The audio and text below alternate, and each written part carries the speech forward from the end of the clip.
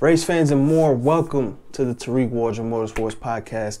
I am your host, Tarig Waldron, aka The Big Ticket, here to give you all the things that have passed, all the things that have happened, and maybe some stuff that is going to happen in the racing world. Starting, of course, we have MotoGP news, Formula One, World Rallycross, maybe some IndyCar stuff, and World Endurance stuff as well. The World Endurance Championship is upon us. It is either it already started or it's on its way, one of the two. A lot of preparations, a lot of things are being made for it, and I definitely will be talking about it today. Starting off, most importantly, I want to talk about the social media blackout that happened where an abundance of teams, an abundance of sports-related, motorsport-related teams and industries, did their social media blackout thing to go against, to raise awareness and stuff like that for abuse, all that kind of thing. Over the past race weekend, that is something great to see. Great to see the unity. I mean, it doesn't do the greatest impact that we're looking for, but it is something to raise awareness and that kind of thing that brings people to an understanding. Really good thing to see. Really impressive that everyone was able to unify like that and actually come together and be a unified unit, a unified team for that kind of to raise awareness for those kind of things. Moving on, I just want to bring attention to the Ferrari Challenge of North America. I want to say this: it is not the most remarkable racing. It is not the most impressive racing, not the most exciting. It is just something to, in my opinion, something to watch if you ain't got nothing to watch. Most of the races go around an hour, just shy of an hour. If you add in all the beginning stuff and all that stuff, it's going to run to about an hour. Pretty short, nice little races for you to just watch if you have nothing to do or if you just need something playing in the background. It's definitely something, but I thought I would bring some attention to that going on. Next, we're just going to keep it rolling. This episode is not necessarily going to be something that's a long one, but we're just going to keep it rolling. The Fuji Super GT is back, ladies and gentlemen. It is back. Round 2 at Fuji happened, I believe, last week, and it was quite a sting. There was a drama at the start of the race. Literally on lap 3, had engine failure by one of the Nismo GTRs. I'm not 100% sure who was driving. It's a very long name, or it's like a Italian name, something. But it's a number 23 Moto Altec GTR that was up in smoke, had the engine failure. That brought out a safety car, and it was still an impressive race. Like I've stated this plenty of times before, Super GT is quite remarkably one of the most exciting forms of racing that I've actually watched. It's very competitive, and everyone is on the button. Nobody is going to slip up. Everyone is pushing, and no one wants to give up any position, anything like that. Nobody's going to be, I don't even think, giving up positions to teammates. That kind of thing is not happening. I think that they're more so way more competitive, and everyone has, their honor, their pride, all that stuff tied into that race, tied into winning. Moving on. I forgot who won the GT500 class. That's okay though, because once again, it's round 2. Still the beginning. There's still plenty of rounds to go. But I will be taking a deeper dive into Super GT as of right now. This was just a quick flyer by of getting some notes down for it. Moving on though, Penske and Porsche have finally united after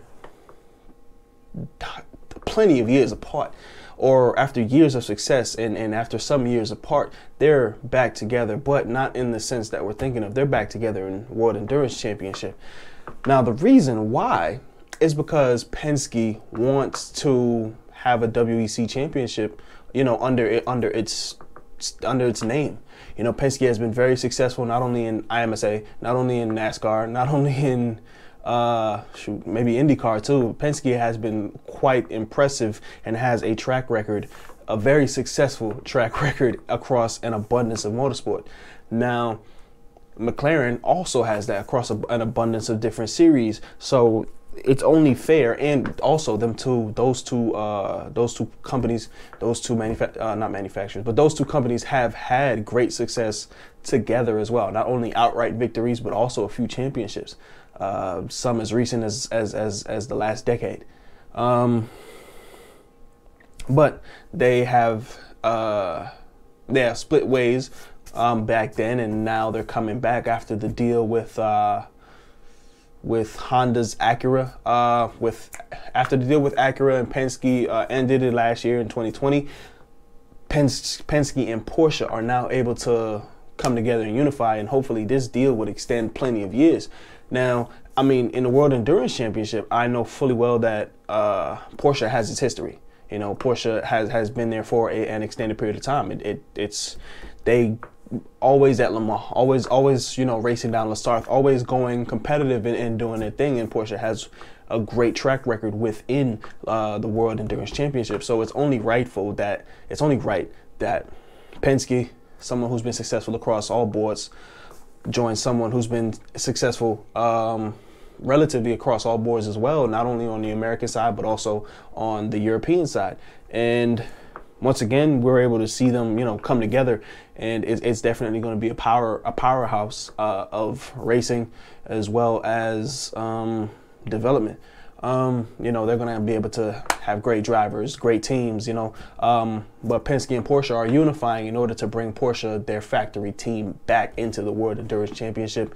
I believe that this partnership is going to allow them to bring in two LMP2 cars, but they're going to be changed over and all that stuff for the Le Mans Daytona hybrid class, so that way they'll be able to race in the World Endurance Championship as well as Daytona, Sebring, and those kind of things.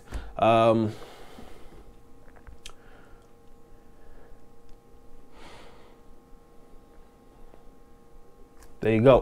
There's going to be two bases of operation. On the American side, it's going to be at the Penske headquarters in Mooresville, North Carolina, or Virginia, one of those states. And on the other side, that has yet to be announced, but I'm going to guess it's probably going to be somewhere within the Porsche headquarters that they have stapled, or wherever their headquarters were for their WEC. And that's just something that we're going to have to wait on. I'm not sure if that deal is going to be occurring next year. I know that the cars that they're preparing are going to be ready by the end of this year. They're going to be testing and all that kind of stuff, getting it finally tuned in and all that kind of stuff. So it's great to see that these two powerhouses and these two teams and these two units have come together and are going to be moving forward in the coming years. It's something that I've studied, something that I haven't really spent much time with, but something that I've wanted to study, I should say. Penske hasn't been a part of the World Endurance Championship since 1971. They've been more focused on the American side of things, and now they're finally going to be across the pond. Are they going to be able to muster the comeback that they may be looking for? That's something that we will not know. But if you're watching on YouTube, let me know down in the comments what you think. Is Penske going to be able to muster up that, whatever they're trying to muster up? Are they going to be able to muster up that impact on this return to the World Endurance Championship? Now, of course, there's plenty of other things that we could talk about. You know, Porsche has had significant dominance in the World Endurance Championship. You know, there have been times, of course, that they haven't came in first, second, whatever, but they have had significant dominance. Porsche is always a staple name. It's something that, you know, rings across the board. And of course, in the American side of things, IMSA, Porsche has been dominant. In, I believe, the GTD or one of those categories. I'm forgetting what class, but it has been quite dominant. And now Porsche is actually no longer in the IMSA because of the new regulations and new rules and things like that. I believe there's still a customer car in there, but the factory team Porsche is no longer involved with the IMSA. I have to say that does suck. I do hope that they go back to it. That would be great. And you know, it would definitely be something that we would love to see. But who knows? Who knows?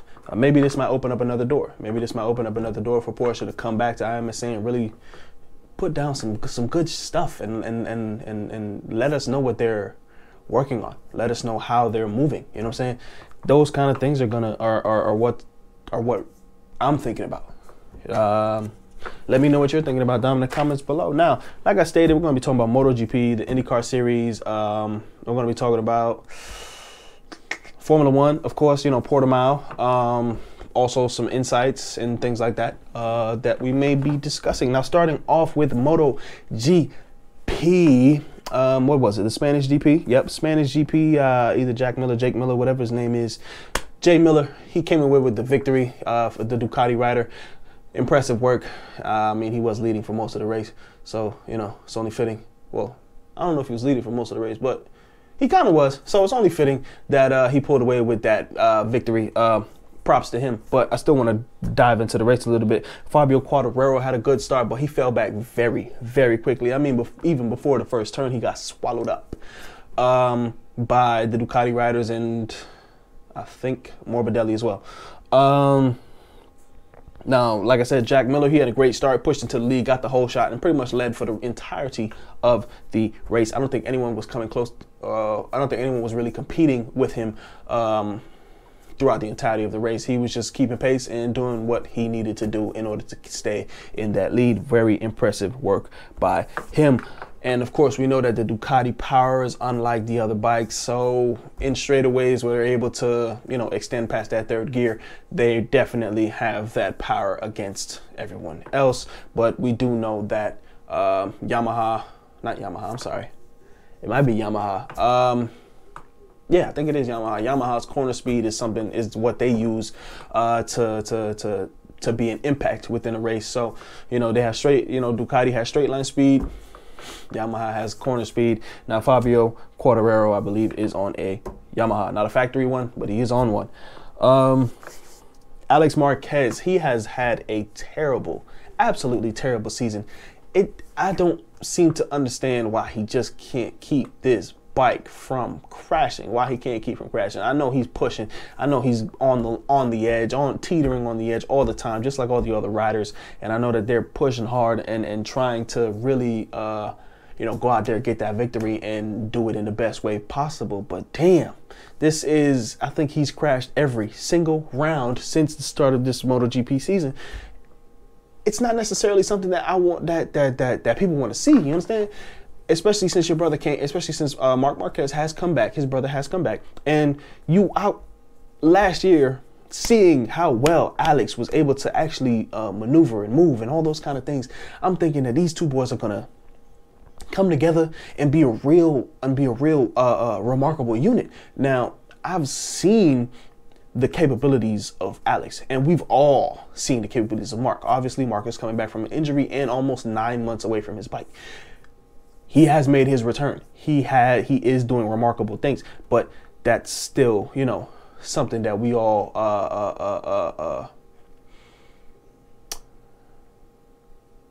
am I thinking of a different race? No, it is this race, but I mean earlier with Fabio Quartararo and Jack Miller. Jack Miller was not leading the entirety of the race. I'm kind of running off memory right now. Jack Miller was not leading the entirety of the race. There was something wrong with Fabio Quartararo's bike towards the ending of the race, and he was slowing down drastically. I mean, literally drastically, and he fell back like at least 8 positions. Fabio Quartararo was in first, leading the race, and he was doing his due. And Jack Miller, or Jake Miller, no, it is Jack Miller, whatever. I'm just calling him by his last name. Miller, he was the one. Hold on. Yep. Fabio had made his way to the first position. You know, based off of that Yamaha corner speed and pace. And with 11 laps to go, something goes wrong with Fabio's bike, with Quartararo's bike, and we don't necessarily understand what it is. I wish I went back to check on that kind of stuff. But that's okay.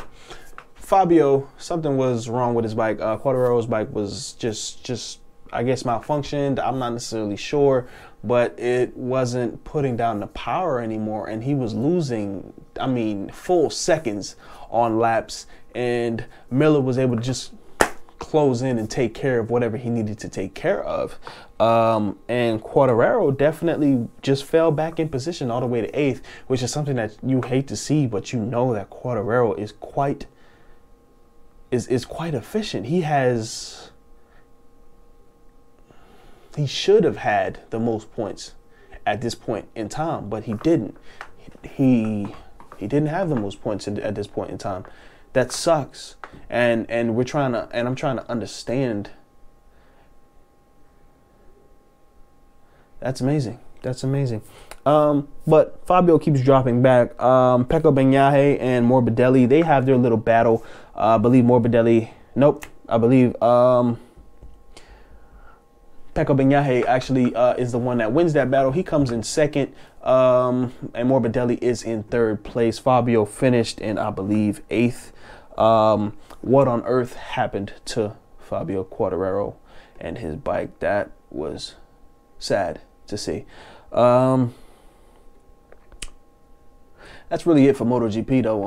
In my standings, Fred, I got that a little wrong right there, but it's still the same premise. Now moving on to open wheel racing, IndyCar. The IndyCar series is live, ladies and gentlemen, live. The XPEL 375 at Texas Motor Speedway was quite remarkable. I'd have to say it was all right. It was all right. Pato O'Ward comes away with his maiden victory on this oval. One thing I'd say is, I'll save that for a video. I'll save it for a video. I got some complaints about IndyCar and how they bring excitement to racing. I'll save that for a discussion video on my YouTube channel. But big crash at the green flag, takes out 7 cars. Unbelievable.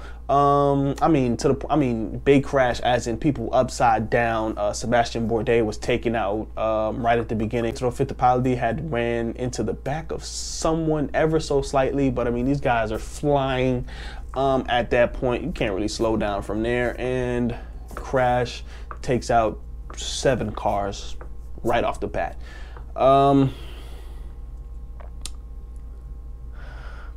Yeah, involved in the crash was Kellett, Bourdais, Jones, Rossi, Kanan, Fittipaldi, and Daly. There was a full race stop and a full race restart. Now on this track, there is a gray section, very skinny, barely 2 cars can fit in there if you're trying to overtake. This is, I believe, oval racing.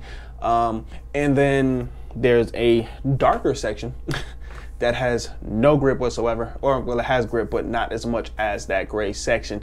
And if you're there, you're gonna have to either slow down and try and bring it back to the, try and bring it back to the gray section, something of that nature, in order to be effective.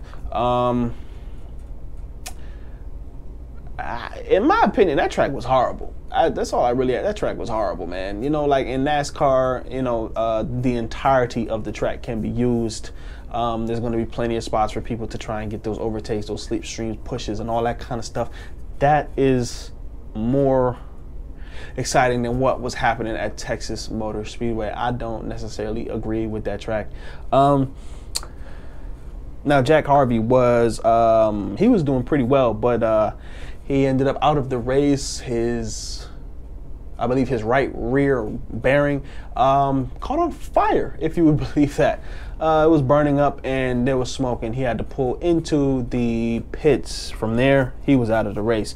Pato O'Ward was pushing surprisingly hard from basically the entirety of this race. Quite aggressive young man, and it was honestly impressive to see. I feel like the younger racers always have something to prove. Always have something to prove, and they're the ones that you're going to expect the great stuff from. The veterans are going to, you know, how it always is, stick with the fundamentals.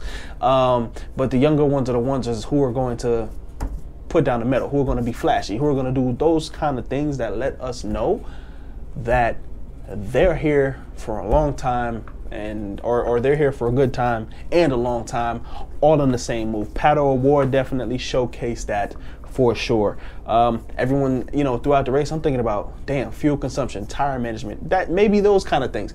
That's not what he's thinking about. He's just thinking about push, push, push, and he did that. And not only did he get the lead, but he extended that lead by, I think, 3, 4, up to 5 seconds at one point in time.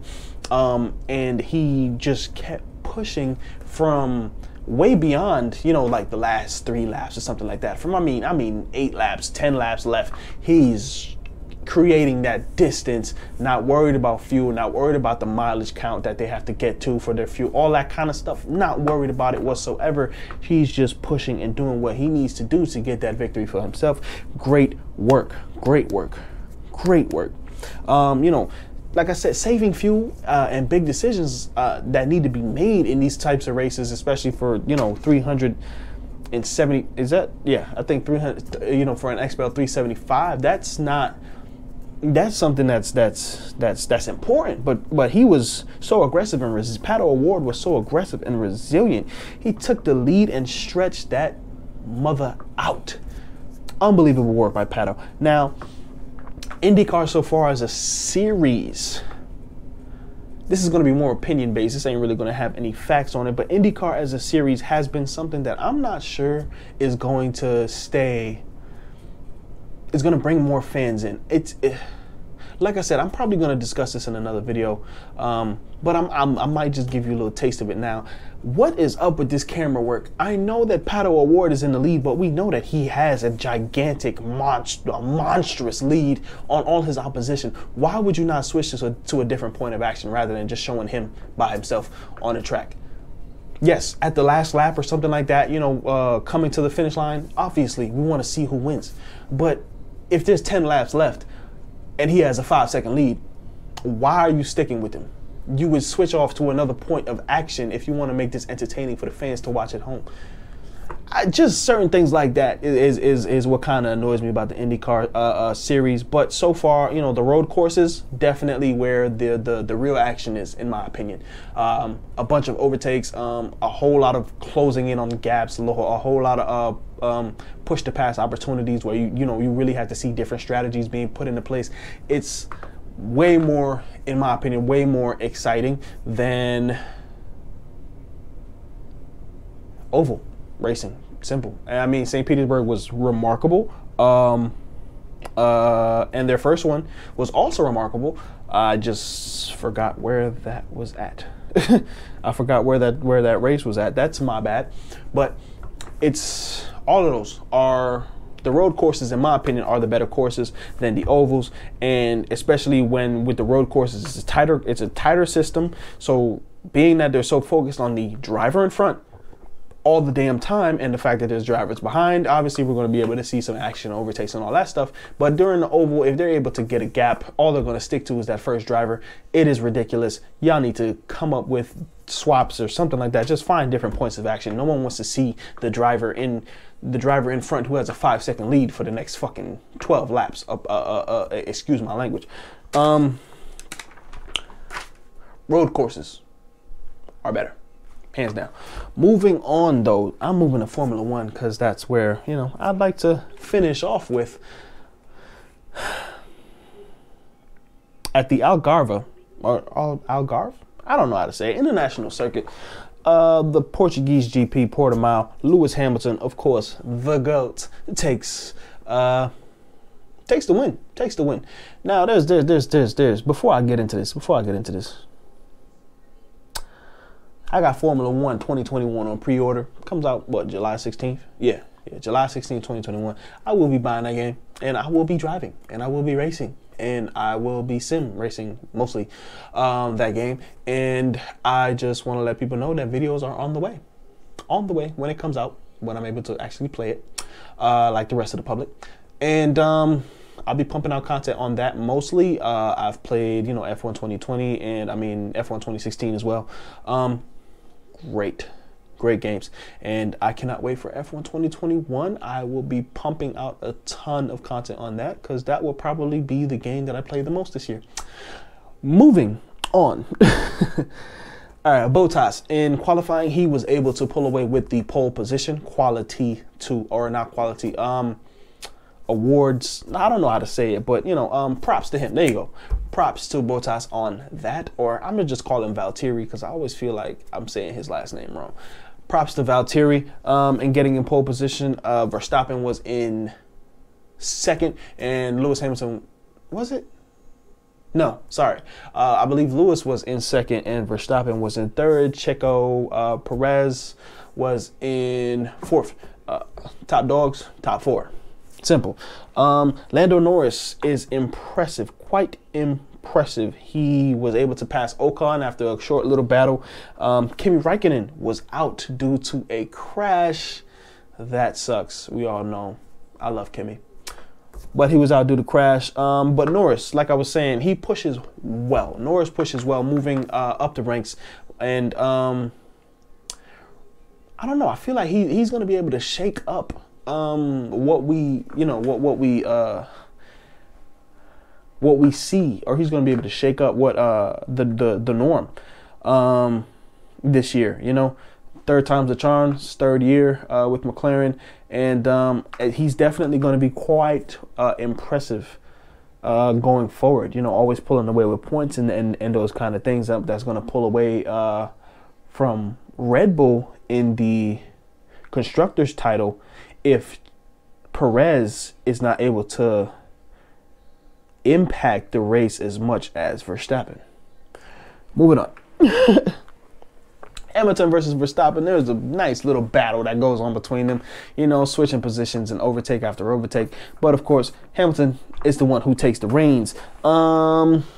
Verstappen comes away with second place. Perez was in the top 5 finish, of course, which is great to see. That brings plenty of points for them, for Red Bull. But of course, Mercedes is still leading in the Constructors. Now, Lewis Hamilton in first, Max Verstappen in second, Valtteri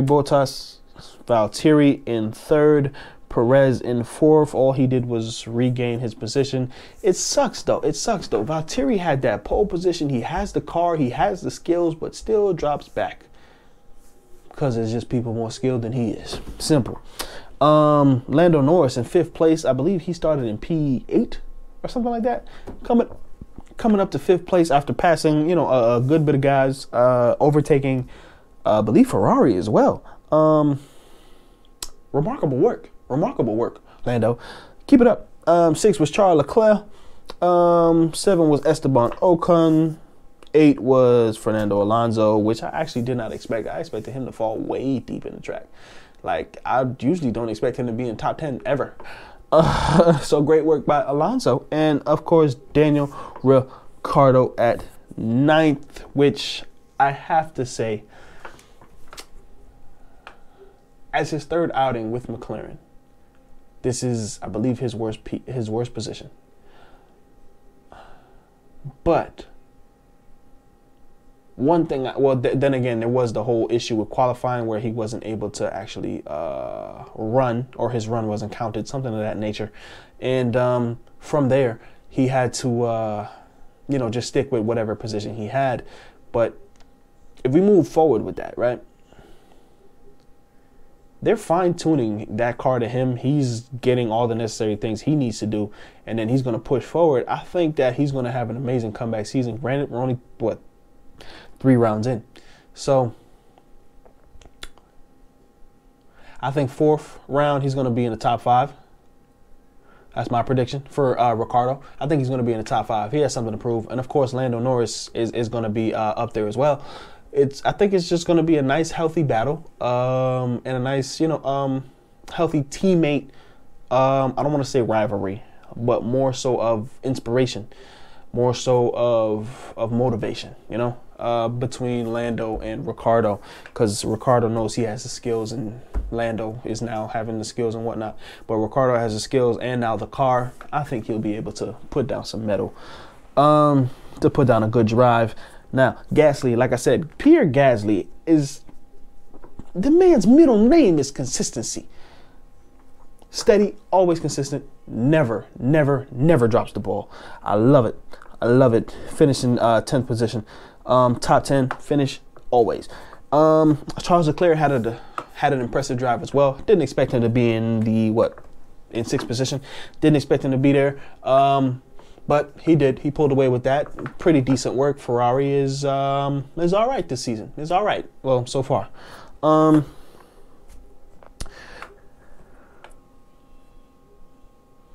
And like I stated, Lando Norris definitely has that ability to shake up the Constructors title.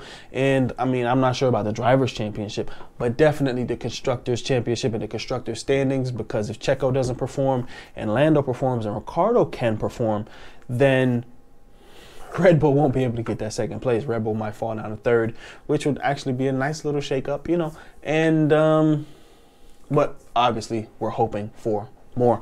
Now, that is about it for this episode of Tarig Waldron Motorsports, or the TWMS podcast. That is what I'm going to be calling it. That is what we're going to be on Instagram. It is going to be known as the TWMS podcast. TWM as in mom, S. TWMS.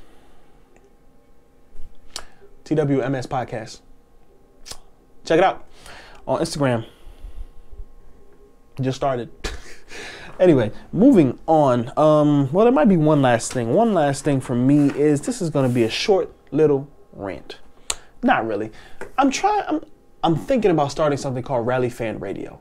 Now, Rally Fan Radio is going to be something that I try to implement as a live event. Every week, every 2 weeks, something of that nature. I haven't quite worked out the schedule, but Rally Fan Radio is going to be like a live video, or a live radio show where fans are able to come in, comment, let me know how they're thinking about certain aspects, let me know how they're thinking about certain drivers, races, that kind of thing. I'm also thinking about implementing a call-in system. Not sure yet, but I just want to know, is this something that has been done, or is it something that I should start? Would you be interested in Rally Fan Radio? Let me know in the comments down below. And if you are listening, head on over to Twitter, Instagram, all the social medias. Everything will be linked in the description box. Let me know. Peace. Have a wonderful day.